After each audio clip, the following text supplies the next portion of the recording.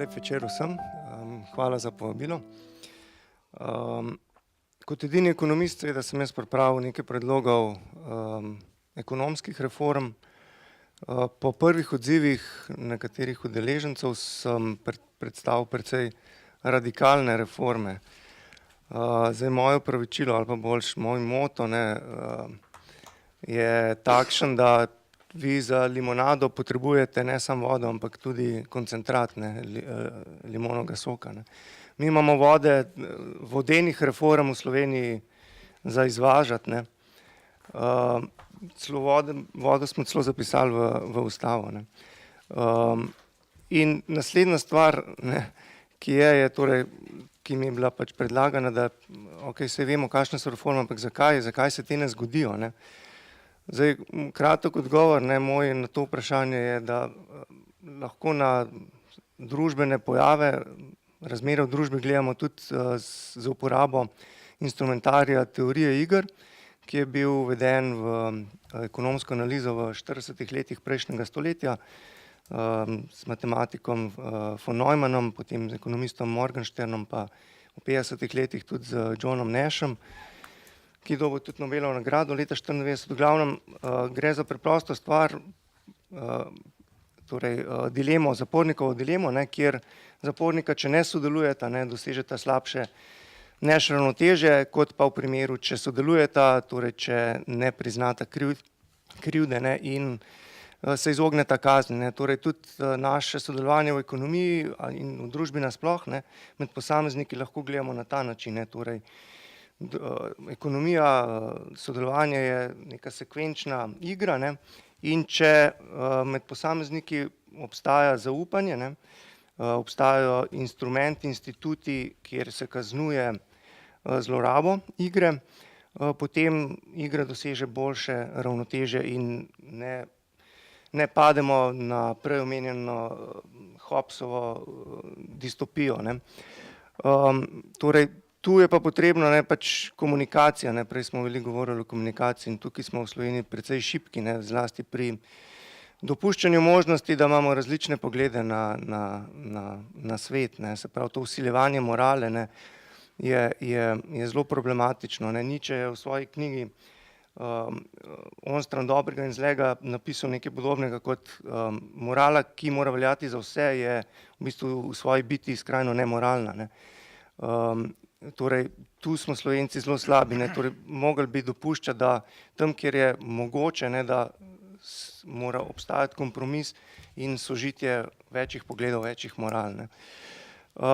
Zdaj, to Nash ravnotežje, ta Nash ravnotežja v Sloveniji, ki so suboptimalna, so pa posledica različnih struktur in pa v kombinaciji z tehnologijami, recimo demokratičnega procesa.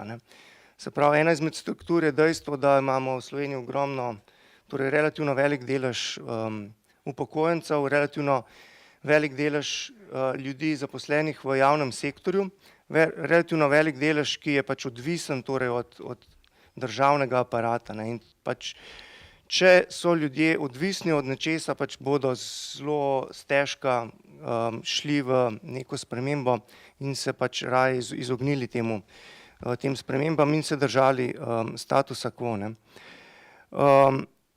Zdaj, razlog je tudi v tem, da pač na reformo oziroma spremembe vpliva ali pa ne spremembe vpliva tudi cel preplet dejavnikov, ne samo en. Ko so Friedmana vprašali, kaj priporoča torej novo demokratiziranim tranzicijskim državam, je poudaril privatizacija. Kasneje je ugotovil in tudi priznal, da pač privatizacija brez pravne države vodi v oligarhični sistem, kot ga poznajo recimo v Rusiji ali pa tudi pri nas. Zdaj lahko v bistvu ugotavljamo, da tudi pravna država ni dovolj. Mi imamo v bistvu pravni red, zelo podoben nemškim in drugim razvitim državam, ampak pač realizacija pravnega reda, pravna država pač je odvisna tudi od ideologije, tudi od pogleda na svet, od mentalitete in tudi od civilne družbe, ki smo jo tudi prej omenjali. Če tega ni, ne, če tega osnovnega higienika, te podstati moralne ni, potem pač ne more vznikniti tudi pravna država, kljub temu, da imamo takšne zakone, ne. In pač vrtimo se v tem kavlu 22, ne, kjer recimo bi morali privatizirati, ne, ena izmed mojih reform je privatizacija, ne privatiziramo pač zato, ker nimamo javnega mnenja naklonjenega privatizaciji, javnega mnenja nimamo naklonjenega privatizaciji, ker imamo pač medije, ki so pač monolitni mediji pod nadzorom kapitala, ne, in torej pač se zavrtimo v krogu, ne, in nažalost takih kavlov je verjetno še več. In Slovenci, ne, napačno racionaliziramo in smo tudi v preteklosti napačno racionalizirali naše težave, naše neuspehe, ne. Torej recimo zdajšnjo krizo smo napačno, za zdajšnjo krizo smo napačno krivili kapitalistični sistem, tako imenovani neoliberalni sistem, ne, ampak če uporabim besede Noama Chomskyja in jih postavim na pravo mesto, ne, ni v tem našem sistemu nič novega in nič nažalost liberalnega, ne, v sistemu, ki ga živimo, ne. In tudi v preteklosti, ne, smo pač naš neuspeh smo pripisali Jugoslaviji, ne, torej nekomu drugemu, ne pa pač našemu lastnemu sistemu, v katerem smo živeli in smo ga podpirali, ne. Na kratko, torej jaz govorim o 5, 6 reformah, ne, najprej zame krovna reforma je privatizacija, ne, tukaj je jasno, imamo eno največjih državnih lastništev med razvitimi državami, to povzroča znano sprego med politiko in gospodarstvom, ki vpliva tudi na javno sfero, na medije, tako da tu je treba stvar najprej začeti z bančnim sistemom privatizirati, ne, in potem se je tudi z vsem privatnim sektorjem. To v bistvu nas vleče navzdol, namreč to niso samo gospodarske družbe, ne, morate upoštevati še celo verigo vrednosti, ki je povezana s temi velikimi javnimi državnimi družbami, ne, in slabo korporativno upravljanje je pač inhibitor gospodarske rasti na agregatni ravni, ne. Kolegica Domadenikova iz Ekonomske fakultete je v eni študiji zelo dobro pokazala jasno, da podjetja, kjer so bili nadzorniki imenovani s strani politike, ne, imajo značilno nižjo rast in nižjo produktivnost in to se agregatno gledano pozna v milijardah evrih, ne. Potem naprej nepremičninski sektor je potrebno reformirati, ne, mi imamo izredno razpršen oziroma slabo urbanizirano Slovenijo, ne, se pravi, ogromno ljudi izgublja čas in denar z previsokimi cenami nepremičnin. Tu je bilo potrebno pač narediti deregulacijo, spodbuditi ponudbo, zazidljivost, omogočati, da bi povečali ta večja mesta, da bi se ljudje lahko priselili in lažje poiskali službo. Zato imamo tudi tako veliko brezposelnost, ravno zaradi tega, ker je pač zelo velika razpršenost ljudi.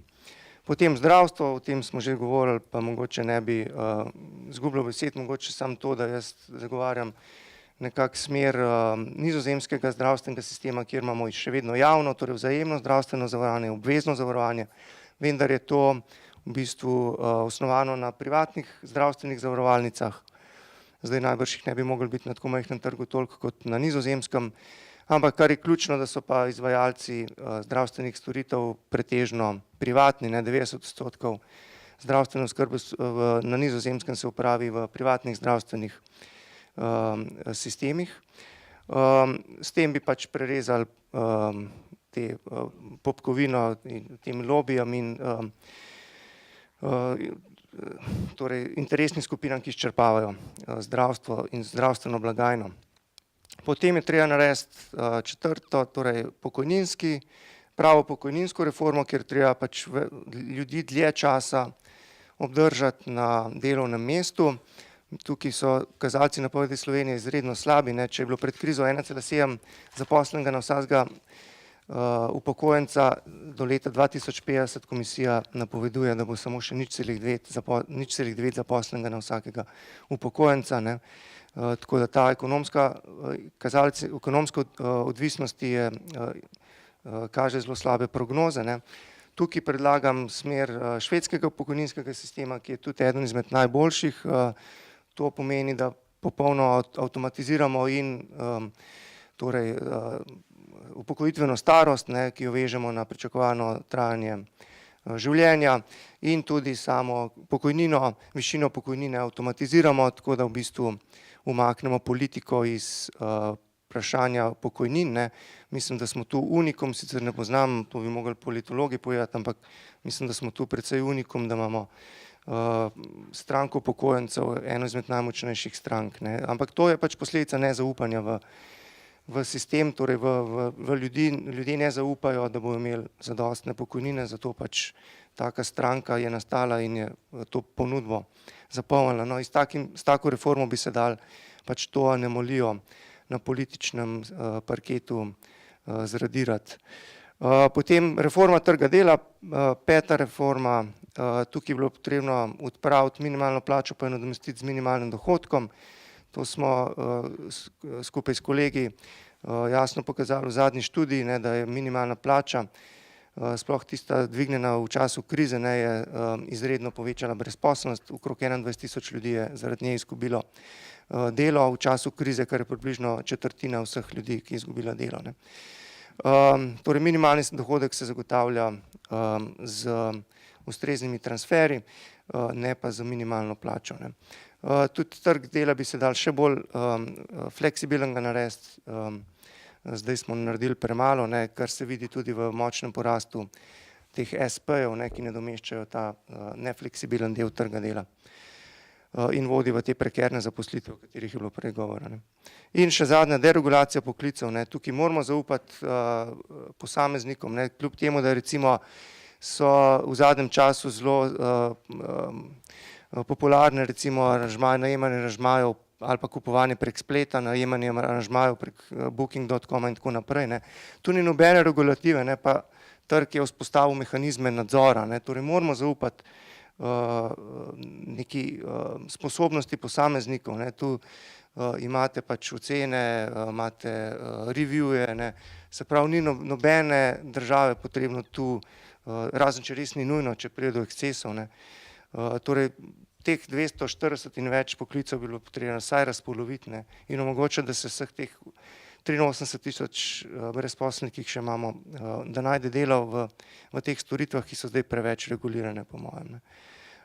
Torej pač moj poudarek bi tu bil na koncu, treba je začeti zaupati v posameznika, mi imamo nizko inovativnost, ravno zaradi tega, ker ne zaupamo posameznikom, ker ne spustimo kompetentne ljudi na prava mesta.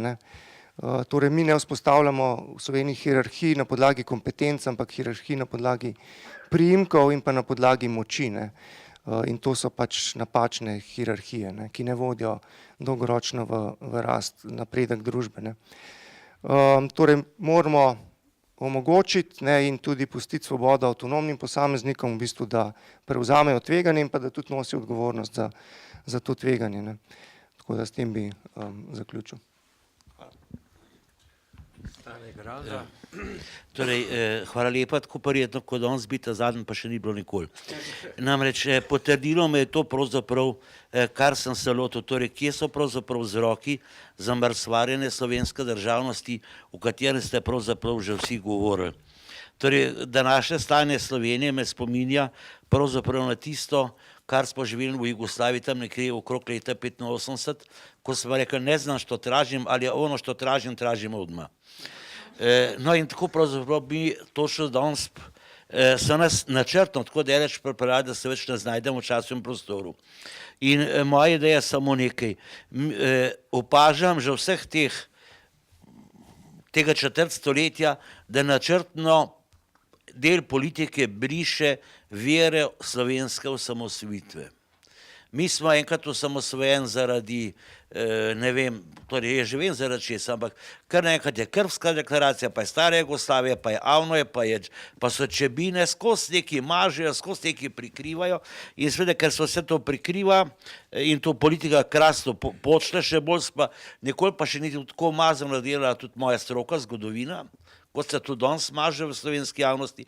In seveda pot vidim čisto enostavno. Treba se je vrniti na vere slovenske osamosvojitve, na tisto, zaradi česar je sploh do ideje samostojne ali pa združene Slovenije prišlo.